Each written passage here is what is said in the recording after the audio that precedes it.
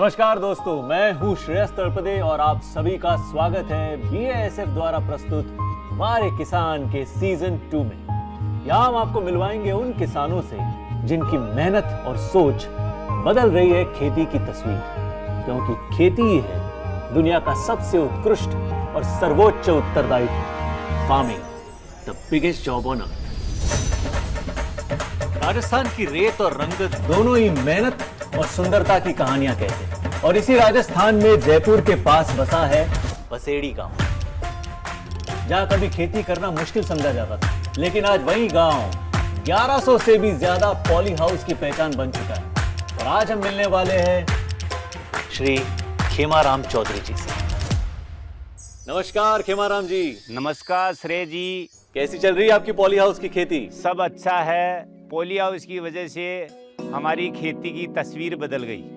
मैं शुरुआत परंपरागत खेती से की थी और हमारे पिताजी भी परंपरागत खेती करते थे, और परंपरागत खेती में कोई अच्छा पैसा नहीं मिल रहा था, तो हम सोचते थे, उस टाइम पर हम पढ़ते थे कि कुछ नई तकनीक हमारे को मिले और उससे हम अच्छा करने की कोशिश करें। तो मेरे भी उसी रोज़ से एक सनक लगी हुई थी कि मैं भी कुछ अच्छा करके दिखाऊं, तो मेरे को भी कोई मान सम्मान अच्छा मिले।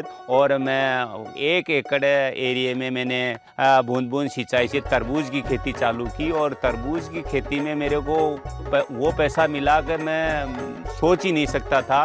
मतलब 4 बीघे ज़मीन में 4 लाख रुपए की इनकम बहुत बड़ी इनकम थी 2005-6 के अंदर। वो खुशी मतलब अलग ही मिली, और उसी को देखकर मेरे को राजस्थान सरकार ने सम्मानित किया। पहला पॉली हाउस बनाते ही तो मेरा एक तरह से मजाक उड़ा, मेरे घर वाले भी खिलाफ थे, और उन्होंने बोला कि स्ट्रक्चर खड़ा हो रहा था तो भाई ये कोई बिजली का ग्रेड बन रहा है, पॉली हाउस में भी कोई खेती होती है क्या। परंतु मैंने हिम्मत नहीं हारी और रात दिन एक किया। कोई किसी प्रकार का मजदूर नहीं था, मैं अकेला लगता, और सारे मतलब रात को 12-1-2 बजे तक मैं काम करता। सुबह एक पुरानी सी गाड़ी थी, उसको मैं मंडी लेकर के जाता, और सुबह 7 बजे वापस आकर के फिर लग जाता। और उसी की बदौलत आज जब शुरुआत मैंने की, अगले 3 महीने में 13,65,000 रुपये के खीरे हुए, तो मेरे तो बहुत बड़े हौसले हो गए। तो वो चीज़ हर किसान कर सकता है, होनी चाहिए इच्छा शक्ति, क्योंकि मेरे में एक जुनून था कि मेरे को कुछ करना है, कुछ बनना है, तो वो हो गया। और अगर किसान और भी चाहे तो हो सकता है।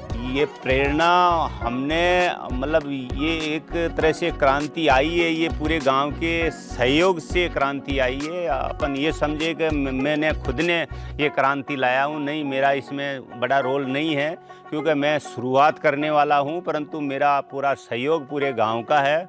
अगर सोलर नहीं होगा, अगर लाइट 5 रोज नहीं आई, तो आपके सोलर बिगर भी सारा का सारा सिस्टम बंद हो सकता है, सारी फसल बर्बाद हो सकती है।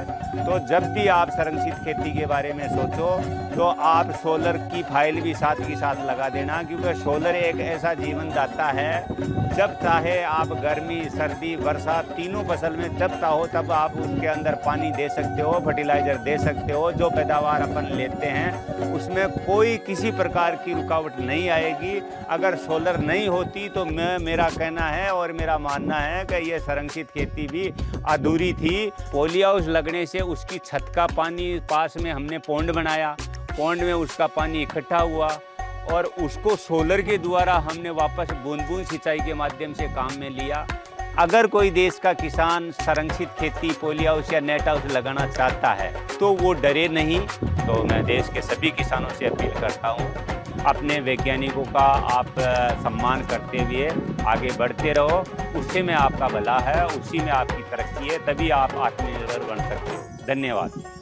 इसीलिए तो कहते हैं कि बड़ी सोच ही मंजिल तक पहुंचाती है। खेमाराम जी की बड़ी सोच और कड़ी मेहनत से आज खेती है दुनिया का सबसे उत्कृष्ट और सर्वोच्च उत्तरदायित्व। दोस्तों, खेती सिर्फ अनाज का जरिया नहीं है, बल्कि भविष्य की उम्मीद है, और इसी उम्मीद को पूरा करने के लिए बीएएसएफ सालों से किसानों के साथ है। हम निरंतर आपके लिए नई तकनीकें, बेहतर समाधान और सशक्त खेती के भविष्य की तैयारी करें। अगर आप भी चाहते हैं अपनी खेती में एक नई सोच और नई ताकत, तो जुड़े बीएएसएफ के साथ, क्योंकि जब किसान जीतता है तो पूरा देश जीत जाए। Farming the biggest job on earth. जल्दी मिलेंगे सुनने एक और नई कहानी, एक और किसान की जुबानी। वाह रे किसान किसान